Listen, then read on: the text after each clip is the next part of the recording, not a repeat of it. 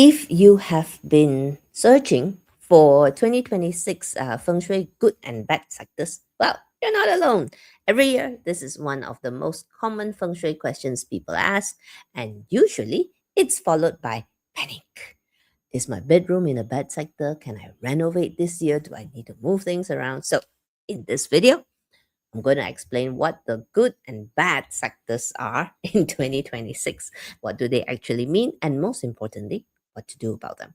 And I'll answer some of the top questions people ask as well. And at the end of this video, we'll do an overview of the energies of 2026 for those of you who are curious enough to stay. Okay. The goal is for all of us to start making clear, sensible decisions for your home or office in 2026. I know you're anxious to get started, so I'll keep this brief. I'm Paulynne Cheng, former communications professional turned Chinese metaphysics nerd and practitioner. Now that we've got that part over and done with, let's jump into the first and most common questions. This is usually the first question people ask: which sectors are good, which ones are bad? Now, before I show you the sectors, but actually, you already know lah. Okay, there's one thing I want you to really understand. Good and bad are shorthand labels. In the annual feng shuis, what really matters is how much activity or disturbance a sector can handle. Some sectors, because of the annual energies in those sectors, respond well to movement, usage, and activity. Other sectors become reactive when they are disturbed, especially by renovations, drilling, digging, or constant disruption. So, when I say good sector, I'm talking about areas that can support activity in 2026. And when I say bad sectors, I'm talking about areas that are more sensitive and best to be kept calm. So, with that in mind, let's look at 2026. Okay, here are the 2026 annual flying stars configuration. There'll be a summary at the end. Okay, the flying star system is actually a time-based feng shui framework that maps out how different types of influence shift across a space from year to year. Like, for example, your house. The numbers are basically labels. Okay, it's a way to identify the quality of influence present in a location at a given time. They're not really measurements of they sorry, they are measurements of energy. So they also have different names, by the way. Okay, for example, star one is known as greedy wolf or tan lang, for example. So as you can see, the distribution in 2026 is a little bit bipolar. The positive stars are strongly clustered in the southeast and east. Honestly, full marks here. The south, on the other hand, is the most sensitive sector in 2026, so big caution sign, yeah. Okay, and southwest is a little bit more nuanced. Despite the presence of star 7, it's still a very much usable sector for specific purposes, so we'll give it half a star.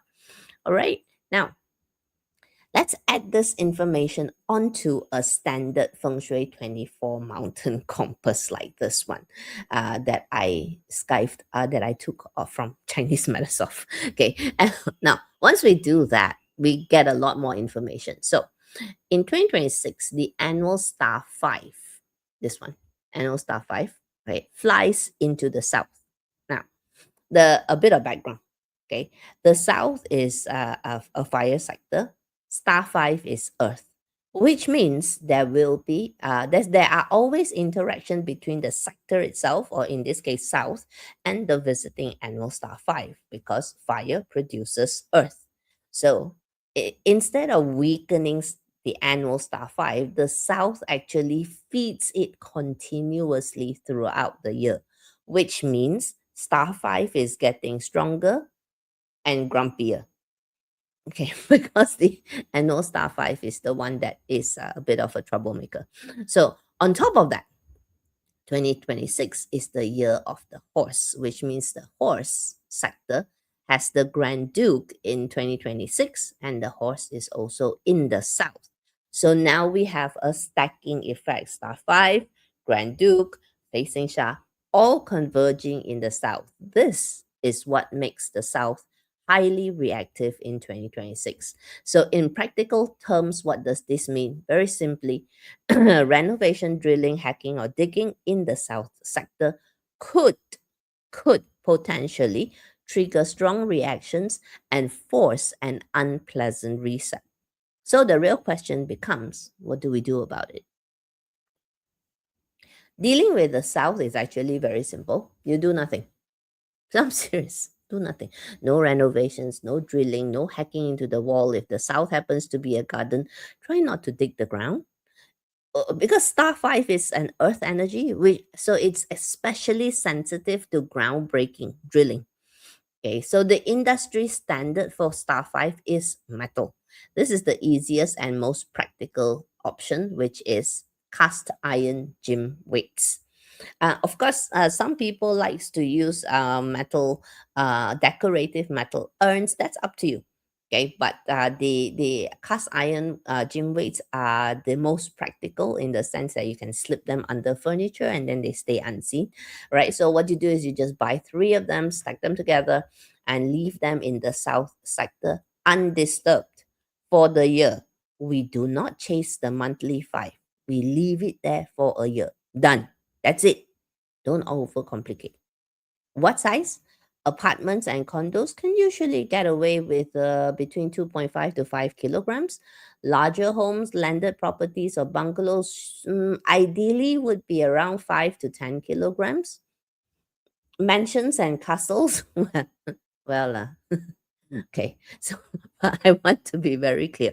Placing metal here does not mean that you can renovate the south, okay? This is called erring on the side of caution. For example, many of us live in apartments. We may know not to touch the south, but what if our neighbor decides to do renovation? Could it possibly affect us? Just in case it might affect us, we put the metal there. So that's why we say it's erring on the side of caution.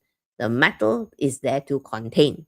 It doesn't give you permission to go all hog wild with the hammer, bang, bang, bang, bang, bang. Okay, so just keep the south quiet.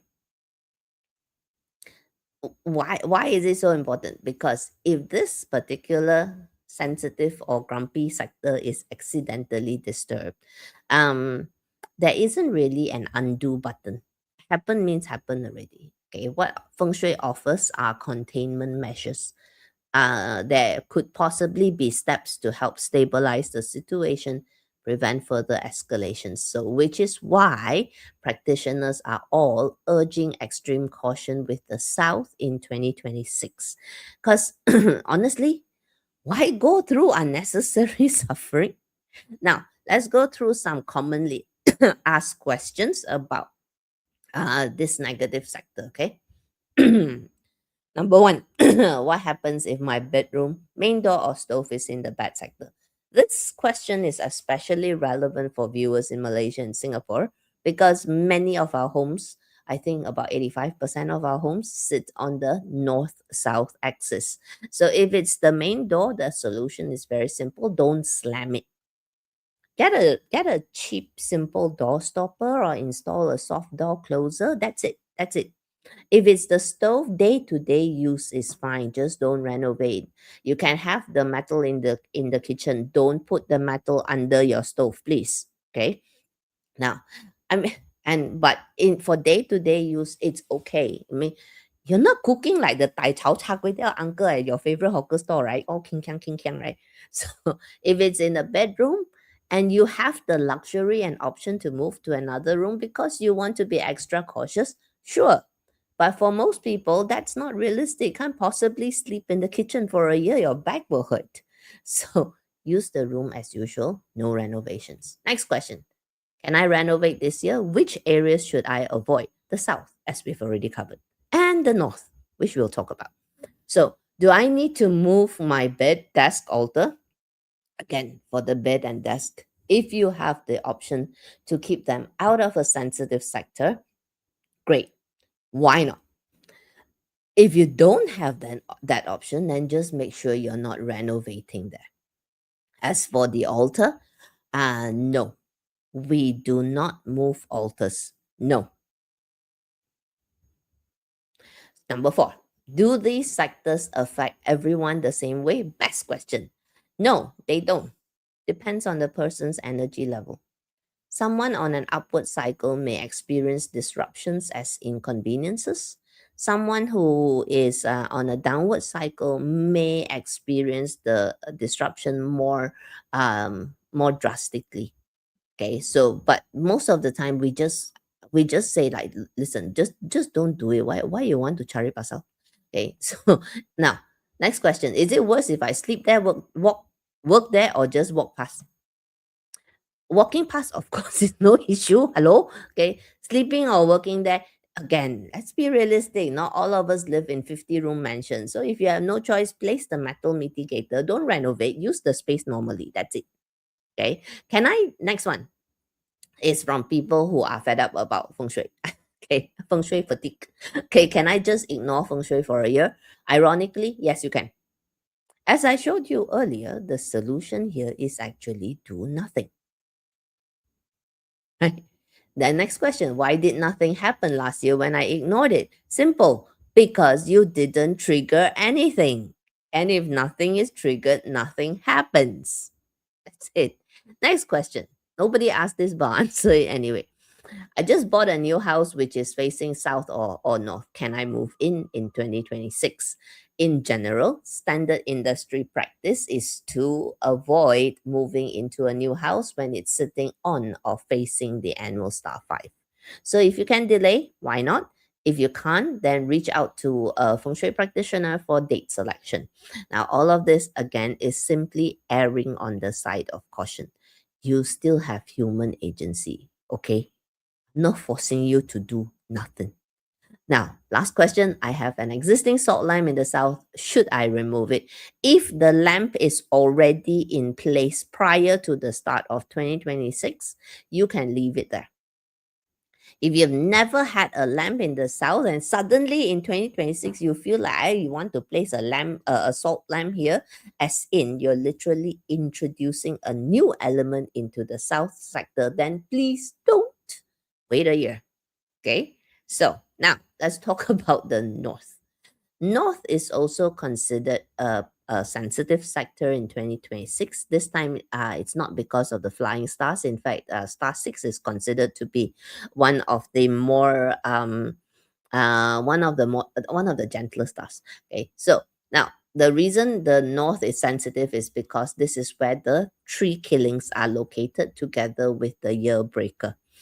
Tree killings are made up of three components, which is robbery sha in the pig, the calamity sha in the rat, and the year sha in the ox.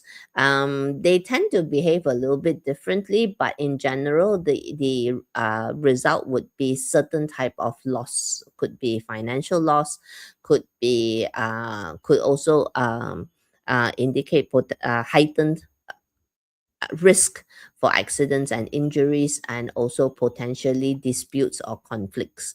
Okay, so uh the the three killings is also something, it's very it, it causes a lot of disruptions that are highly inconvenient, like loss, accidents. Can you imagine, like, if you go through a year with a lot of this, then very likely you have triggered the tree killings. So how do we deal with the tree killings in 2026? Same rule as before: do nothing. Don't renovate, don't dig, don't disturb the north sector. Basically south and north both. Okay, so now enough of the bad news. Let's talk about the wealth sectors. Wealth sectors in 2026 are the southeast and the east. So, if your house is facing either southeast or east, congratulations. Now, that said, this doesn't mean money is going to magically drop from the sky and through your front door, okay? Means the environment is more supportive than usual. You're getting more opportunities. And here is why. First, star 9 in the southeast. Star 9 is fire, southeast sector is wood. Wood produces fire, which strengthens star 9. And remember, we're currently in period 9, which makes star 9 the active wealth star of this period. So star 9 connects you to current wealth of opportunities, visibility, recognition, celebrations, good news, promotions. But this energy works very fast, especially in 2026, which means that if you activate the Southeast, this is good for high stakes sales, marketing blitzkrieg, closing energy, high frequency, visible, very aggressive. Now, then comes the warning. If you activate this sector without a plan, you might spontaneously combust. Okay, what I would recommend is just sporadically, when there is a need, or when the annual stars that come is particularly good, then we activate and use it for a win, and then we step away to cool down. Okay, second, star 8 in the east. Star 8 is still a wealth star, but it's about accumulative wealth. So this type of wealth is slower, more consistent, more transaction based. Okay, so this the east sector is best for long-term asset building, asset planning, building business infrastructure, deep for creating deep rooted stability. It's more patient. Star 8 is a little, it's in Malay, sikit-sikit lama jadi bukit. It's cumulative. I'm sorry. Okay. Sometimes code switching will trip me up. Glitches. Okay, so the strategy, if we are activating the east, would be there is no quick wins, but it's good for creating this steady source. Okay, so star 9 brings momentum, star 8 brings stability and accumulation. So within the entire east and southeast sector, which part is the strongest? The rabbit, of course, the rabbit.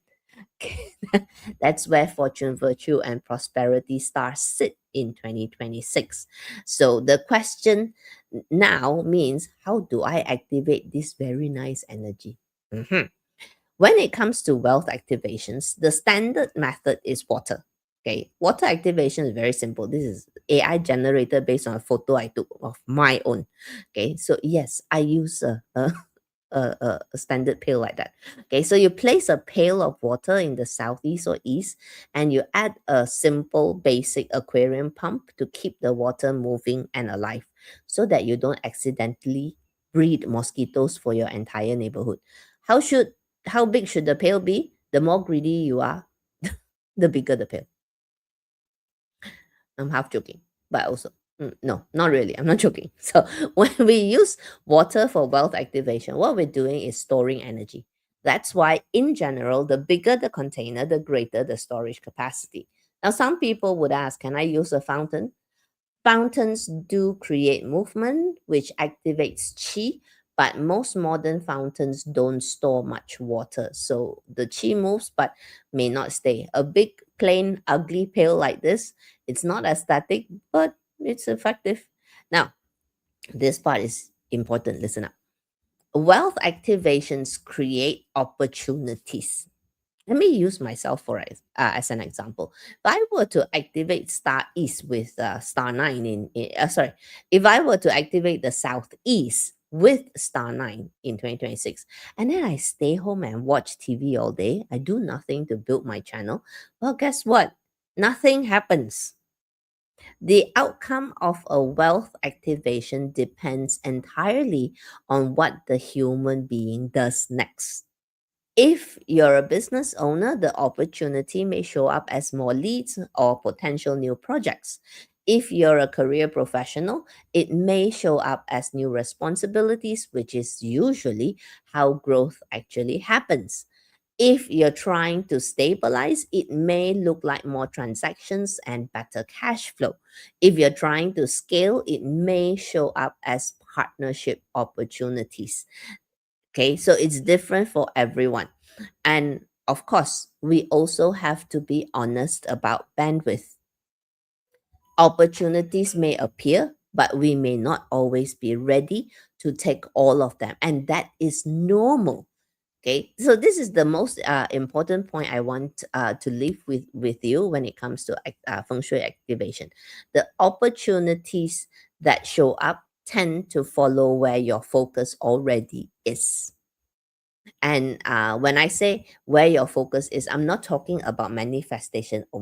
Okay. I'm talking about what you actually spend your days doing. If all I do every day is consultations, then a wealth activation tends to bring me more consultations. If I deliberately structure my time to build onward opportunities, such as content, visibility, systems, then the opportunities follow those actions. In other words, bottom line, where focus goes, energy grows. Okay? All right. Now, let's summarize this. Okay. So, great sectors for water activation, east and southeast. Also possible to do for southwest and for south and north. No renovation, please. Both south and north. There's nothing much to really cure the tree killings in the north. Just leave it alone. Just leave it alone.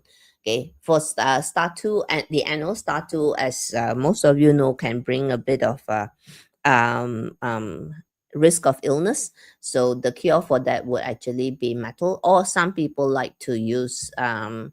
Not salt lamp, like to use salt cures.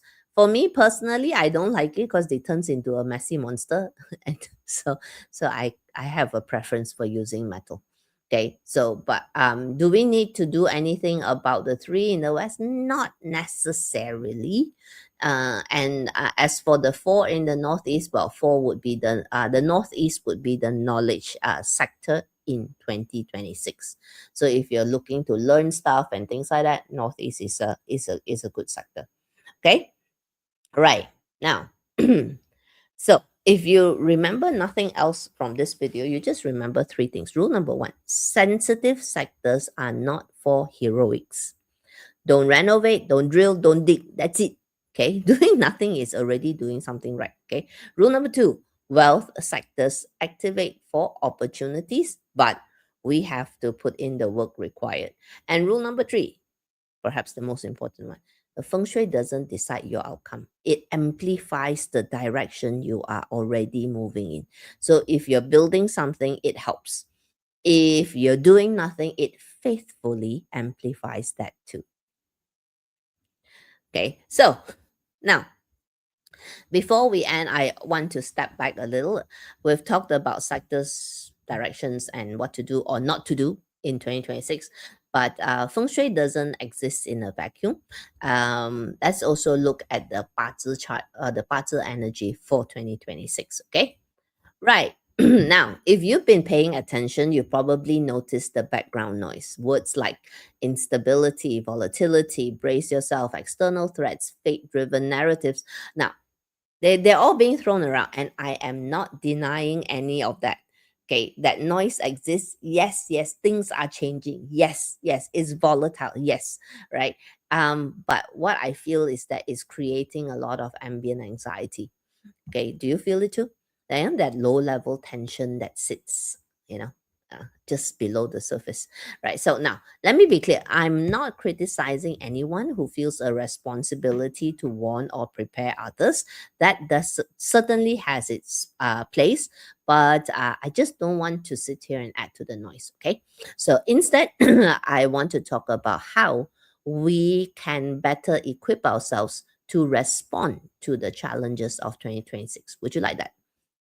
All right. Now, this is the BaZi chart for 2026, which I plotted using the free BaZi plotter that is offered by the JY Mastery Academy.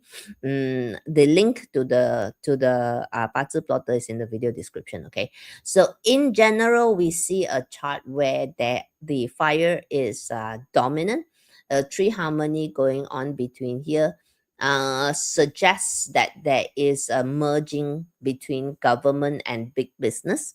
The resource in this chart is very strong and unfavorable, which tells us that there is potentially going to be a lot of dogma. In other words, the system is proactively creating scarcity thinking. Why? Because people in scarcity mode are easy to control and manipulate. So the key to success for 2026 is to actually, let me just put it this way.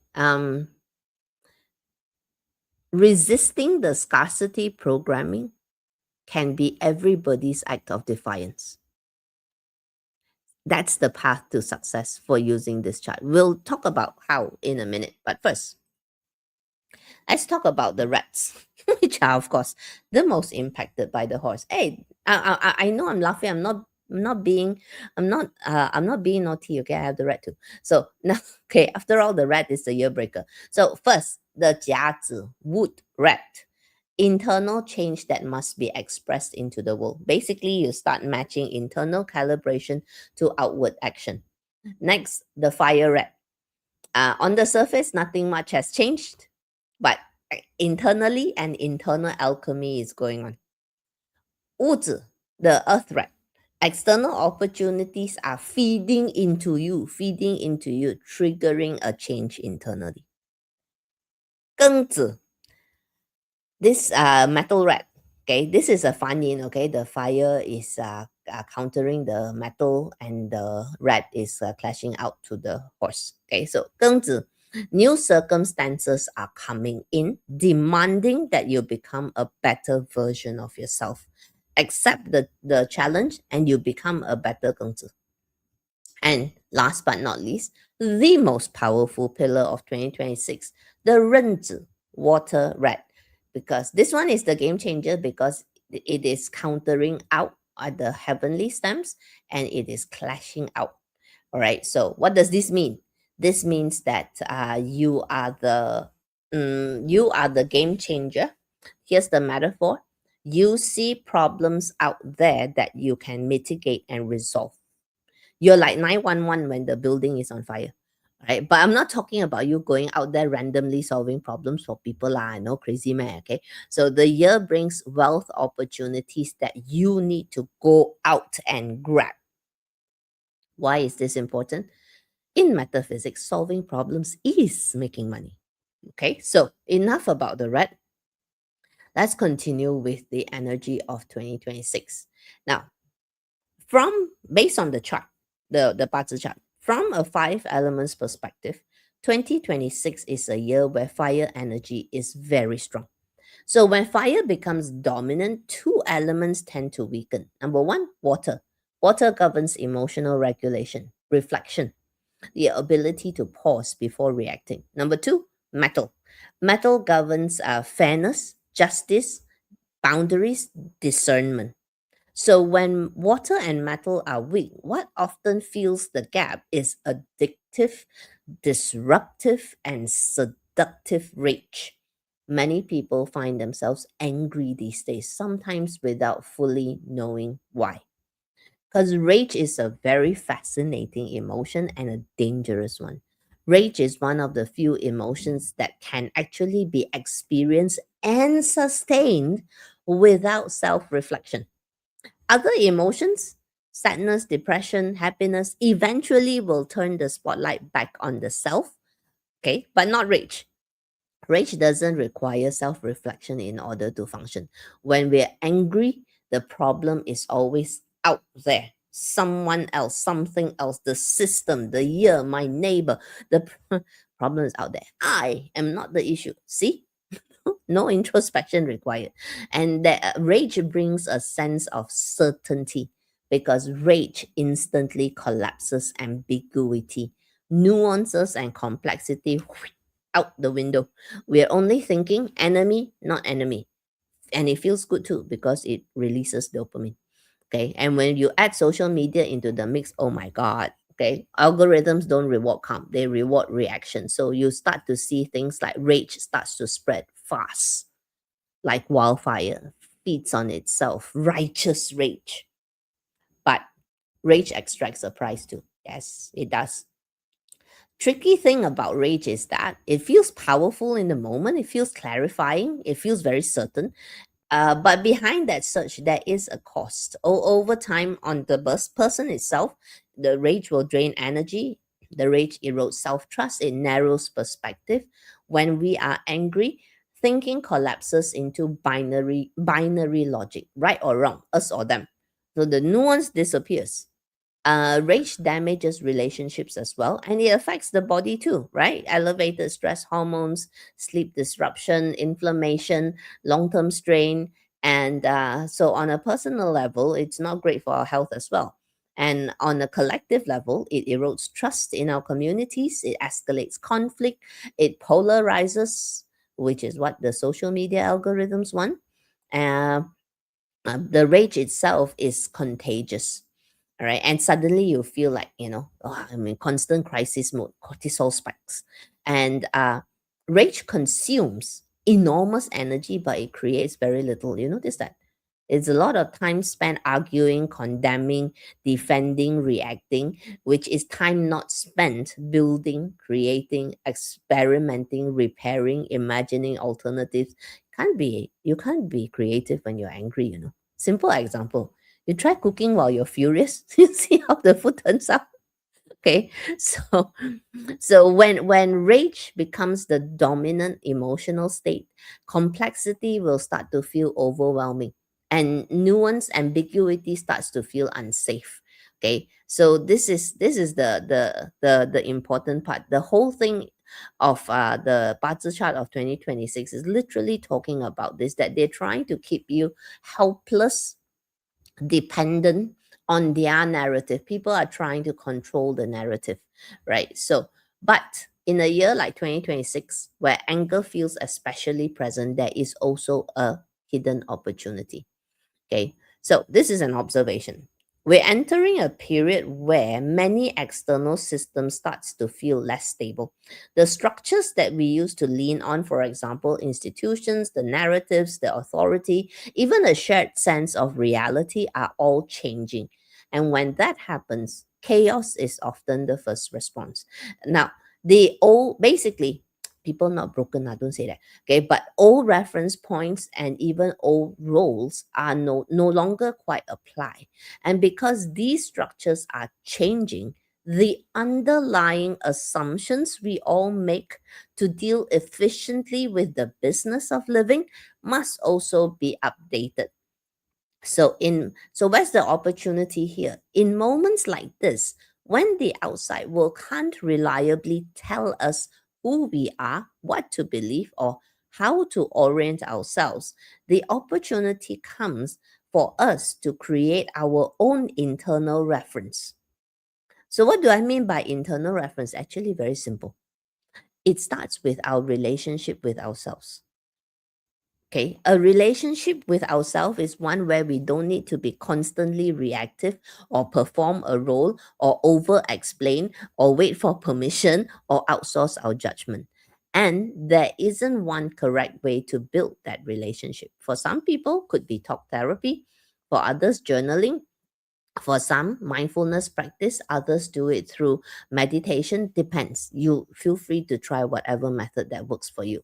But the end goal is to build a stable relationship with ourselves. So stable that we are able to handle the volatility of the external world. As I'm filming this video, a group of Buddhist monks are on a walk for peace journey across the US, a 2,300-mile walk from Texas to Washington, D.C. And they have the cutest little dog with them. I love Aloka. Okay, sorry. All right. The Buddhist monks' message is very simple: peace for everyone. And their message is this: how can there be peace in the world when we ourselves are not at peace? Think about it. Okay, and they talk a lot about mindfulness as well. In fact, you've probably heard a lot of people talk about mindfulness. What the hell is mindfulness? Okay, now mindfulness is basically the ability to observe our own thoughts. It's called metacognition, thinking about thinking. It's something that all humans are equipped to do, but we don't do it a lot. So mindfulness or metacognition is not calming the F down or positive thinking or becoming passive or escapism. No, no, no, no. It's about restoring the capacity to observe before reacting. Again, like I said, this ability available to all of us, but easily collapsed when our brains start to prioritize threat detection, that's rage, error monitoring, fear of judgment, and habit loops, negative self thoughts. So, when you create space for metacognition to happen, that is when the internal reference becomes a possibility. But before metacognition can happen, or rather, in order to create the environment that gives airtime to metacognition or mindfulness, we first need to have a high level of self trust and self agency, which means we're coming full circle here. Okay, the relationship with the self must be strong first in order to deal with the insights that come from the mindfulness practice. So, this video will have no call to action, no book a path to consult, no like and subscribe. No, no. If you made it this far, thank you. My only invitation is to find your way to build a steadier, kinder relationship with yourself. If you do nothing else in 2026, do that. That's all it takes to defy the scarcity programming that the people are trying to create in 2026. Okay, so the tone of this video did get a little bit serious. The jokes will be back in the next one. Okay, I promise. So for now, let me just stop my share screen. So for now, okay, go live your life, and for heaven's sake, leave the South alone. Okay, bye.